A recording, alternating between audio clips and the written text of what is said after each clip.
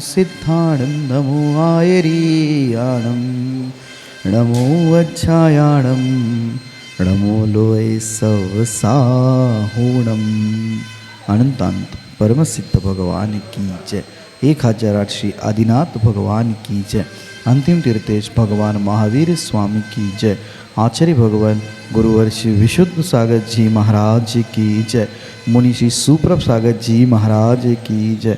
मुनि श्री प्रणत सागर जी महाराज की जय। मुनि श्री सौम्य सागर जी महाराज की जय। जय जन बंधुओं, आप हम सब यहाँ उपस्थित हुए हैं लोकप्रिय कार्यक्रम सम्यक समाधान के माध्यम के लिए। सम्यक समाधान एक ऐसा कार्यक्रम, एक ऐसा प्लेटफॉर्म, एक ऐसी सुविधा जिसके माध्यम से हम सभी लोग अपने मन में उठने वाले जो विकल्प है उन विकल्पों का सम्यक समाधान प्राप्त कर रहे हैं। और यह हमारा सभी का सौभाग्य है, परम सौभाग्य है कि साक्षात पंचम परमेष्ठी साधु परमेष्ठी के मुखारविंद से हम सभी लोग इस सम्यक समाधान कार्यक्रम का एवं अपने विकल्पों का सम्यक समाधान पान कर रहे हैं। कितने महान पल होते हैं जिस पल में अपने मन में उठने वाली जो अज्ञानता है, जो विकल्प है, उस विकल्पों का समाधान हमें प्राप्त होता है। और इस समाधान को देने वाले कोई नहीं, श्रवण मुनि सुप्रभ सागर जी है। मुनिषि के मुखारविंद से हम सभी लोग प्रतिदिन ये कार्यक्रम एवं सम्यक समाधान का पान करते हैं और अपने मन में उठने वाले विकल्पों का समाधान प्राप्त करते हैं। प्रतिदिन यह कार्यक्रम टीवी के माध्यम से, यूट्यूब के माध्यम से, फेसबुक के माध्यम से आप सभी तक पहुंचाया जाता है एवं उसके माध्यम से आप सभी लोग लाभान्वित भी हो रहे हैं और उनके माध्यम से आपके विकल्प भी हम तक पहुंच रहे हैं। उस विकल्पों का समाधान मुनिषि के द्वारा प्रतिदिन किया जा रहा है और ऐसा समाधान आप और भी प्राप्त कर सकते हैं। अपने मन में उठने विकल्प हम हमें व्हाट्सएप के माध्यम से नीचे पट्टी पे स्क्रॉल पे जो नंबर चलते हैं उसके माध्यम से ये व्हाट्सएप के द्वारा आप अपना विकल्प हम तक पहुंचा सकते हैं। उस विकल्पों को एकत्रित करके मुनिषि के द्वारा उस सम्यक समाधान आपको प्रदान किया जाएगा। शुरुआत करते हैं आज की उस मंगल बेला को मुनिषि के चरणों में कोटिशा नमोस्तु करते हुए मुनिषि प्रणत सागर जी महाराज से यह निवेदन करते हैं कि हे स्वामी, आज के कार्यक्रम को गति प्रदान करते हुए संचालित करें। नमोस्तु नमोस्तु नमोस्तु। ओम नमः सिद्धेभ्य। नमो नमः सत्हितंकराय वीराय भव्यां वज्रभास्कराय अनंतलोकाय सुरार्चिताय देवादिदेवाय नमो जिनाय देवादिदेवाय नमो जिनाय।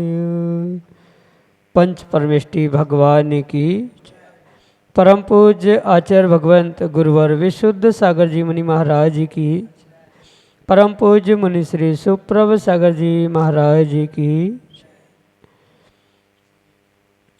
समीचीन विकल्पों का सम्यक समाधान। सम्यक ज्ञान की वह अनूठी विधा जिसके माध्यम से हम सभी प्रतिदिन अपने ही मन के अनेक समीचीन विकल्पों का सम्यक समाधान आगम के परिप्रेक्ष्य में परम पूज्य आचार्य भगवंत गुरु और विशुद्ध सागर जी महाराज के मंगल सुभाषित से प्रतिदिन परम पूज्य मुनि श्री सुप्रभ सागर जी महाराज के मुखारविंद से प्राप्त करते हैं।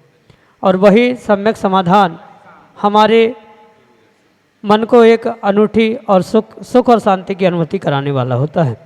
ऐसे वह आत्मकल्याण की अनूठी विधा समीचीन विकल्पों का सम्यक समाधान प्रारंभ करते हैं। और आज के पहले विकल्प के लिए श्रीमती प्रमिला जैन दुगेरिया इंदौर मध्य प्रदेश से महाराज श्री के चरणों में कोटि कोटि नमोस्तु निवेदित करते हुए अपना समीचीन विकल्प रख रहे हैं कि महाराज जी, चारित्र चक्रवर्ती आचार्य भगवान शांति सागर जी महामंडराज के संलेखना के संबंध में यह कथन शास्त्र में हमने पढ़ा है कि हमारे वज्र वृषभ नारद सहनन नहीं है। इससे प्रायोपगमन रूप श्रेष्ठ संन्यास के स्थान पर हमने इंगनी मरण रूप संन्यास लिया है। 17 प्रकार के मरणों में 3 प्रकार के मरण भक्त प्रत्याख्यान, इंगनी मरण और प्रायोपगमन मरण श्रेष्ठ कहे गए हैं। तो हमारा प्रश्न ये है कि यह 3 मरण और अन्य 14 मरण के विषय में आप सम्यक समाधान के माध्यम से सविस्तार बताने की अनुकंपा करें। नमोस्तु महाराज जी, नमोस्तु। ओम नमः सिद्धम। परम पूज्य आचार्य भगवान गुरुवर विशुद्ध सागर जी महाराज की जय। परम पूज्य मुनि श्री सुप्रभ सागर जी महाराज जी की जय। आचार्य भगवान शिवकोटि स्वामी ग्रंथराज भगवती आराधना में उस क्षपक के लिए समाधि मरण के विषय में समझाते हुए 17 मरणों का व्याख्यान करते हैं। अन्य भी आचार्य भगवंतों ने अन्य प्रकार से मरण के भिन्न भिन्न भेद विभाजन जरूर किया है, पर भगवती आराधना की अपेक्षा से जो 17 मरण हुआ करते हैं वह इस प्रकार से है। आविची मरण, तद्भव मरण, अवधि मरण, आदि अंत मरण, बाल मरण, पंडित मरण, आसन्न मरण, बाल पंडित मरण, ससल मरण, बलाय मरण, वसट मरण, फिर विपान्न मरण, गिद्ध पुट्ठ मरण, भक्त प्रत्याख्यान, प्रायोगमन और इंगनी। इस प्रकार के इन 17 मरणों में 16 मरणों में एक विशेष केवली मरण जोड़ते हुए वह 17 प्रकार के भेद मरण के स्वीकार किए जाते, क्योंकि केवली भगवान की भी जो आयु की समाप्ति है वह भी एक प्रकार का मरण है, मृत्यु है। इसलिए उनकी उस आयु की समाप्ति को केवली मरण, जो कि पंडित मरण के रूप में भी स्वीकार किया जाता है। पुनः जो प्रति समय, प्रति मिनट, प्रति सेकंड जो जीव के आयु के निषेक समाप्त हो रहे हैं वह सामान्य रूप से आविची मरण है। उसके भी और भी उत्तर भेद आचार्य भगवंतों ने किए हैं, पर सामान्य रूप से इतना ही समझे जो प्रति क्षण आयु के निषेक आयु के समय समाप्त हो रहे हैं वह प्रत्येक जीव इस आविची मरण को प्राप्त करता है। तद्भव मरण वह कहलाता है जैसा इस भव का यानी वर्तमान भव का मरण है वैसा ही अगली पर्याय का मरण प्राप्त होना, यह तद्भव मरण कहा जाता है। पुनः उस तद्भव मरण के उपरांत जो अवधि, आदि, अंत मरण आदि जो अन्य भी भेद कहे गए हैं उसे बहुत अच्छे से विस्तार से आगम के परिप्रेक्ष्य में समझने की आवश्यकता है। जो इनमें से विशेष मरणों की व्याख्या है भक्त प्रत्याख्यान, प्रायोगमन, इंगनी आदि, जो कि पूर्ण रूप से उस क्षपक को प्राप्त करने की आवश्यकता होती है। ये विशेष तौर से प्राप्त करने की और समझने की आवश्यकता है, क्योंकि उतना समय एक एक के विषय को या 17 मरणों के विषयों को विस्तार से समझने का नहीं है। आप इस विषय को आचार्य भगवंत शिवकोटि स्वामी के भगवती आराधना ग्रंथ के परिप्रेक्ष्य में उनकी ही गाथा नंबर 25 के टीका आदि के माध्यम से विस्तार से समझ सकते हैं, क्योंकि मूल 25 नंबर की गाथा में जो विस्तार से टीका की गई है उस टीका के अनुसार इन 17 मरणों का विशेष व्याख्यान समझने योग्य है। बाल मरण के 5 भेद, पंडित मरण के और भेद, बाल पंडित मरण, पंडित मरण आदि की परिप्रेक्ष्य में बहुत सारे भेद और प्रभेदों को भी समझना होगा, पर सामान्य रूप से जो 17 नामों का यहाँ संज्ञा के रूप में उद्घाटन किया, उन 17 नामों को विशेष रूप से समझते हुए बाल मरण जो मिथ्यात्व के साथ हुआ करता है उसके भी जो 5 भेद कहे हैं उनको विशेषता से समझना होगा, तभी बाल पंडित मरण का विषय समझ में आएगा।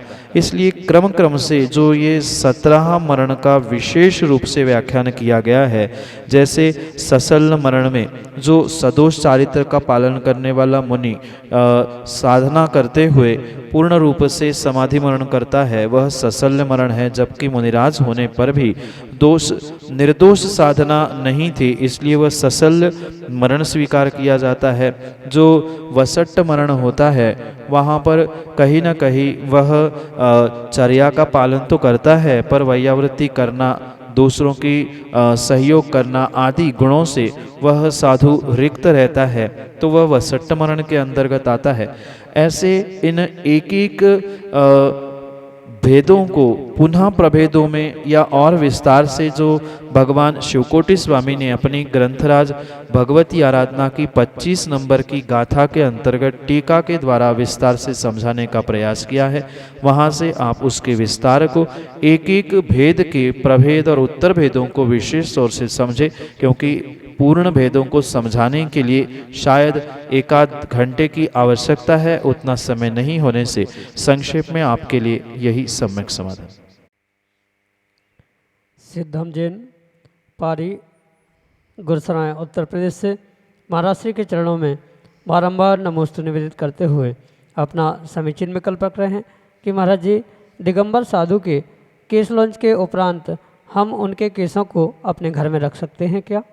हमारे समीचीन विकल्प का सम्यक समाधान करने की अनुकंपा करें। नमोस्तु महाराज जी, नमोस्तु। मुदिराजों के केस लॉन्च के उपरांत जो बाल या केस शेष रहते हैं उनको श्रावक ससम्मान पूर्वक अपने स्वयं के घर में रखे, उसमें कोई भी दोष नहीं है। पर वास्तविकता यही है कि ऐसे जो केस लॉन्च के बाल हुआ करते हैं सामान्य रूप से उन्हें किसी भूमि में गड्ढा करते हुए विसर्जित करना ही श्रेष्ठतम हुआ करता। पानी में बहा दिया जाएगा तो कुछ जीव जैसे मछली आदि है उन्हें खाकर मृत्यु को प्राप्त होने की संभावना है। जला देने से अन्य भी जीवों की वहाँ पर मृत्यु होने की संभावना है। इसलिए सर्वोत्कृष्ट बात तो यही है, किसी भूमि में गड्ढा करते हुए उस बालों को केसों को विसर्जित कर दिया जाए और उस अपने आप उसमें परिणमन होते हुए वे नष्ट हो जाएंगे। अन्यथा अगर कोई श्रावक श्रद्धा भक्ति पूर्वक उसे व्यवस्थित सुरक्षित अपने घर में भी रखना चाहता है तो वैसा आगम में कोई दोष नहीं है। पर चूँकि वह एक प्रकार का मल ही स्वीकार किया जाता है तो वह उत्कृष्ट बात नहीं है, रखने में दोष नहीं है, पर ना रखे तो वह भी श्रेष्ठतम बात है। जैसे आगम में व्यवस्थित उसकी विधि कही है, उसी विधि से उसका जो अंतिम कार्य है यानी उसके अंतिम संस्कार भूमि में गाड़ते हुए करने की बात कही है, उसी प्रकार से करते हुए श्रेष्ठतम कार्य करे। यही आपके लिए सम्यक समाधान। श्रीमती प्रभा जैन, भारेल, साहेबपुर, मध्य प्रदेश से अगले समीचीन विकल्प के लिए। हे गुरु, दो ही महाराजों के चरणों में मेरा और मेरी परिवार की तरफ से कुर्सा नमन, कुर्सा नमन, कुर्सा नमन। हे भगवान, मैं यह प्रश्न पूछना चाहती हूँ कि सामायिक करते समय काय और मन दोनों स्थिर नहीं रहते, तो उसमें क्या हमें सामायिक करने का पुण्य मिलता है या नहीं? और दूसरा, नमोस्तु महाराज जी, और दूसरा, वास्तविकता में आर्द्र रौद्र ध्यान को विसर्जित करते हुए जो त्रियोग को संभालना है वास्तव में वही सामायिक है, क्योंकि समता परिणामों के अभाव में कभी भी सामायिक नहीं हुआ करती। और किसी भी प्रकार से अगर शरीर का हलन चलन हो रहा है, मन का हलन चलन हो रहा है, इन योगों के हलन चलन के निमित्त से नियम से आत्मा में परिस्पंदन होगा, कर्मों का आश्रय बंद होगा और इसके कारण से पुनः वह जो विशेष फल सामायिक का प्राप्त होना चाहिए था वह किसी भी प्रकार से नहीं हो सकता।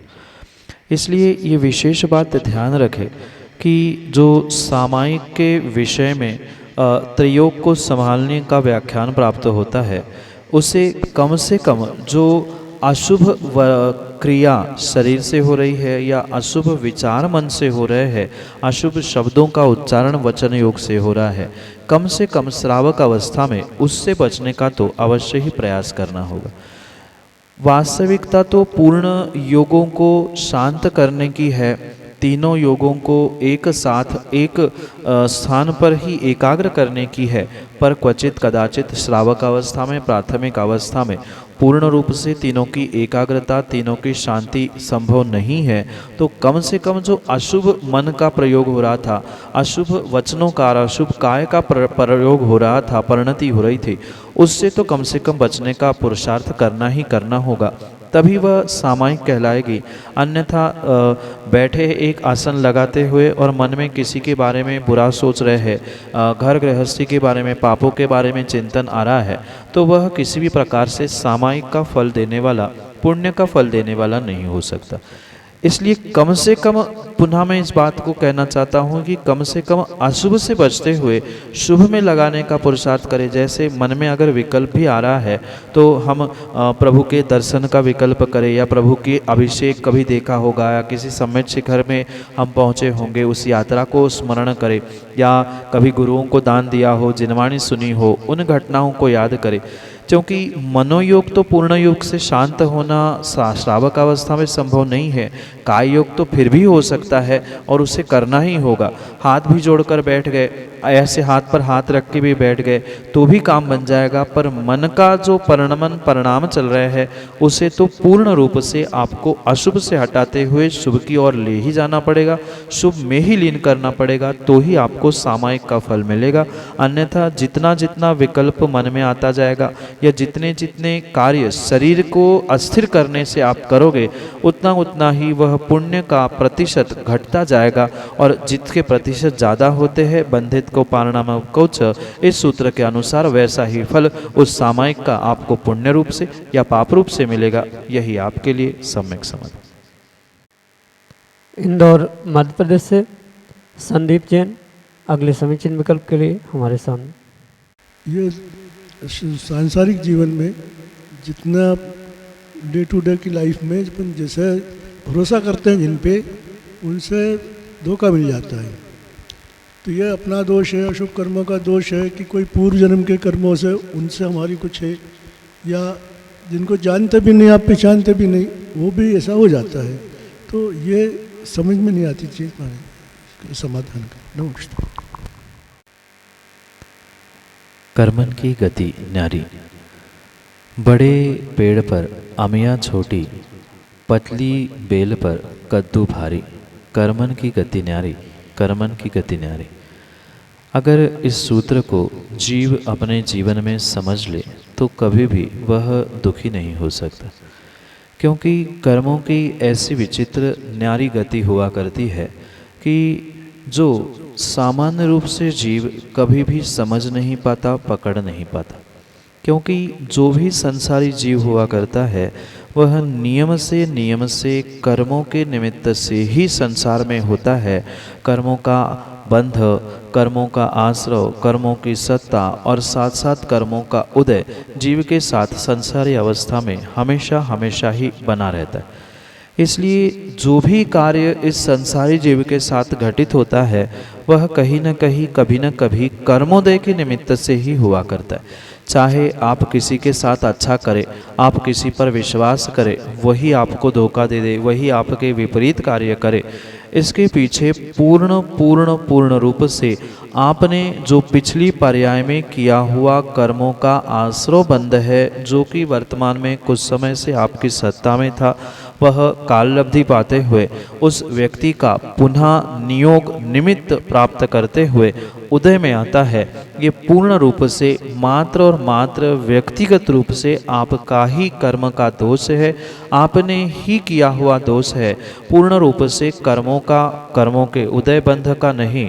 अगर आपने वैसी करतूत, वैसा कार्य पिछली पर्याय में नहीं किया होता और वो भी उसी जीव के साथ नहीं किया होता, तो वही जीव पुनः इस पर्याय में आकर आपको धोखा देने वाला, विश्वासघात करने वाला नहीं मिल सकता। ये परम सत्य समझे कि जो भी इस संसार में संबंध बनते हैं, चाहे सगे संबंधी बने, चाहे मित्र बने, चाहे शत्रु बने, चाहे विश्वासघात करने वाले जीव भी क्यों ना हो, वे कहीं ना कहीं पिछली पर्याय के ही आपके सगे संबंधी थे, शत्रु मित्र कोई ना कोई थे, जिनके साथ जैसा व्यवहार करते हुए आपने कर्मों का आश्रयबंध किया था, वही जीव पुनः निमित्त प्राप्त करते हुए, काललब्धि को प्राप्त करते हुए, पुनः नियोग से आपके ही संयोग को प्राप्त होता है, और जैसा संयोग मिलता है वैसा पुनः वह कर्म का उदय घटित होता है। जैसे पारसनाथ भगवान के उन 10 भवों के बारे में अगर शायद आप जानते हैं, तो वही जीव पुनः पुनः उन पारसनाथ भगवान के जीव को, कमठ का जीव पुनः पुनः मरुभूति से लेकर अंतिम पर्याय तक वह मिलता रहा, पुनः संयोग होता रहा, वह उपसर्ग करता रहा। इतना ही नहीं, राम, लक्ष्मण, सीता और रावण, ये जो जीव थे कई भवों से वे साथ साथ चलते आए थे। बिल्कुल ऐसा ही हुआ करता है जैसा कर्मों का ये नियोग, संयोग, संबंध हुआ करता है, बिल्कुल वैसा ही जीव के साथ प्रत्येक कार्य संसारी अवस्था में घटित होता है। इसलिए ये विकल्प करने की आवश्यकता नहीं है कि किसी ने हमारा विश्वासघात किया, कोई हमें धोखा देता है, जिस पर हमने विश्वास किया वही हमारे लिए ऐसा करने वाला मिला। वह गलती उस व्यक्ति की नहीं है, कहीं न कहीं गलती आपने स्वयं ने पिछली पर्याय में की है। इसलिए न कर्मों को दोष दे, न उस व्यक्ति को दोष दे। मैं तो कहता हूँ उस व्यक्ति को आपको विशेष रूप से धन्यवाद देना चाहिए कि आज हम जीते जागते समय या होश हवास में उस कर्म के उदय को प्राप्त कर रहे हैं। क्या पता आने वाले कुछ ऐसे विकट समय में अगर ऐसा कोई व्यक्ति विश्वासघात करता तो मैं सहन कर पाता, मैं जी पाता, नहीं जी पाता। इसलिए बहुत अच्छी बात है जो पिछली पर्याय में हमने कर्म बंध के निमित्त से जो अविश्वास का ऋण उधार लिया था वह इस पर्याय में इस व्यक्ति के निमित्त से चुकता हो गया, खाली हो गया। इस खुशी के साथ हम जिएंगे तो ऐसी विकट घटनाओं के साथ, विकट व्यक्तियों के साथ या ऐसी विकट परिस्थिति में भी हम अपना स्वयं का स्थितिकरण करते हुए अपने आप को व्यवस्थित करने की, संभालने का पुरुषार्थ अवश्य ही कर सकते हैं। यही आपके लिए सम्यक समाधान। श्रीमती संध्या कठारिया, साहेबपुर, मध्य प्रदेश से अगले समीचीन विकल्प में। अब बोलो। दोनों मुनि राजों के चरणों में बारंबार नमोस्तु नमोस्तु नमोस्तु। महाराज जी, हमने आराधना शास्त्र में पढ़ा है कि जिन मुनि राजों ने कषायों को तो शमन नहीं किया और मन वचन काय से तीनों योगों से संलेखना ग्रहण कर ली, उन मुनि राजों के लिए उसका क्या फल मिलता है और हमारा मरण समाधि पूर्वक हो, इसके लिए हम ऐसा क्या उपाय करें कि समाधि पूर्वक मरण हो। चाहे श्रावक हो चाहे साधु हो, उन दोनों को भी अपने आत्मा का कल्याण करने के लिए, मोक्ष गति के लिए समाधि संलेखना को प्राप्त करना परम आवश्यक होता है। और जो सर्वोत्कृष्ट समाधि संलेखना कही है वह मात्र और मात्र साधुओं के निमित्त से, यानी दिगंबर मुद्रा धारण करने के साथ साथ ही कही गई। माना कि किसी कारणों से मुनिराज बनना, पृच्छी कमंडल धारण करना संभव नहीं है तो श्रावक मध्यम प्रकार का या जघन्य प्रकार का समाधि संलेखना का व्रत लेते हुए नियम से समाधि को प्राप्त कर सकता है। पर उसके लिए योग्य गुरु की आवश्यकता होती है जो निर्यापकाचार के रूप में आपको समय समय पे मार्गदर्शन करे, कौन से समय पे किसका त्याग करना, क्या करना, ये सब कुछ वह समझाने का पुरुषार्थ करने वाले निर्यापक के अनुसार ही श्रावक हो चाहे साधु हो उसे समाधि संलेखना ग्रहण करना और उसकी साधना करना परम आवश्यक हुआ करता। क्योंकि संलेखना आचार्य भगवंतों ने दो प्रकार की कही है, एक कषाय कृश और एक शरीर कृश।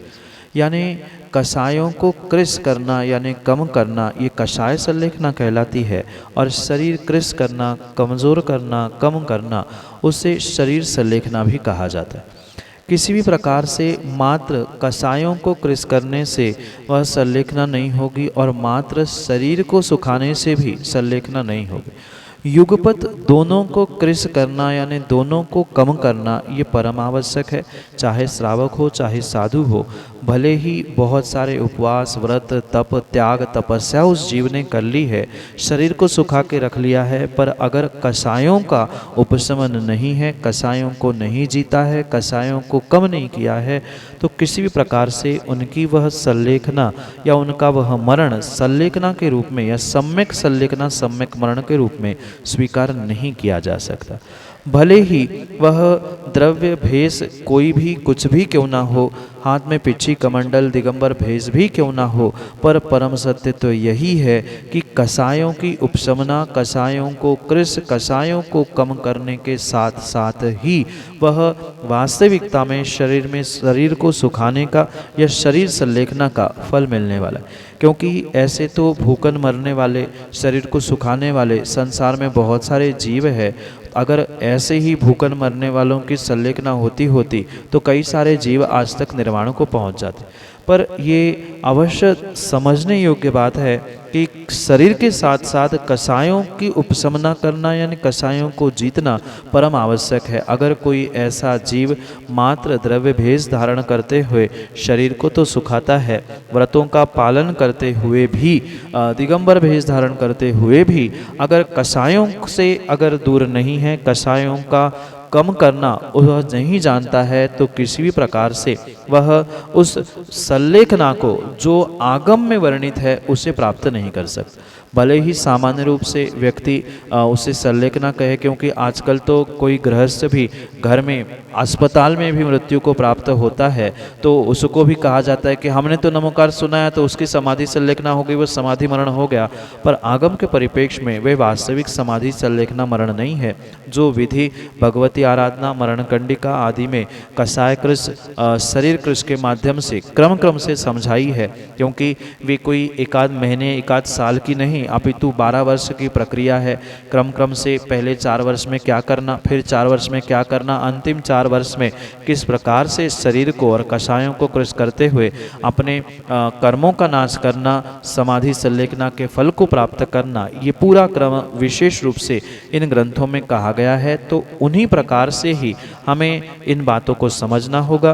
किसको क्या फल मिलेगा वह स्वयं जाने, और आगम में उसका विषय लिखा हुआ ही है, इसलिए उनको क्या फल मिलेगा ये समझने की अपेक्षा से हम ऐसा करेंगे तो हमें क्या फल मिलेगा ये समझते हुए हम ये निर्णय करें कि हमें सर्वोत्कृष्ट भावना से सर्वोत्कृष्ट कार्य करने का ही प्रयास करना होगा, क्योंकि जो जैसा करेगा उसको वैसा फल मिलेगा। उत्कृष्ट विधि मैंने बताई, और जगन्य से क्या होता है ये सभी जानते ही है, ऐसा नहीं करने से क्या होगा, दुर्गति होगी, ये भी सभी जानते हैं। तो इसलिए यही आपके लिए सम्यक समाधान। जय जन बंधुओं, हम सभी लाभ ले रहे थे लोकप्रिय कार्यक्रम सम्यक समाधान का। प्रतिदिन यह कार्यक्रम 5:13 पे यूट्यूब चैनल सुप्रभ वाच के माध्यम से प्रसारित होता है। मुनिषी सुप्रभ सागर जी का नाम सुप्रभ, वाणी का पर्यायवाची नाम उवाच, सुप्रभ उवाच, यस यूट्यूब चैनल के माध्यम से मुनिषी के प्रवचन एवं ये सम्यक समाधान प्रतिदिन प्रसारित होता है। आप सभी लोग चैनल को सब्सक्राइब करें एवं बेल आइकन को जरूर दबाएं, ताकि नोटिफिकेशन के द्वारा आप सब चीज़ों को अप टू डेट रह सकते हो। प्रतिदिन मुनिषी के प्रवचन शाम को 7:40 पे जिनवार टीवी के माध्यम से प्रसारित होते हैं। आप सभी लोग घर बैठे मुनिषी के प्रवचन के लाभ जिनवार टीवी के माध्यम से ले सकते हैं। सम्यक समाधान यह कार्यक्रम प्रतिदिन ठीक 4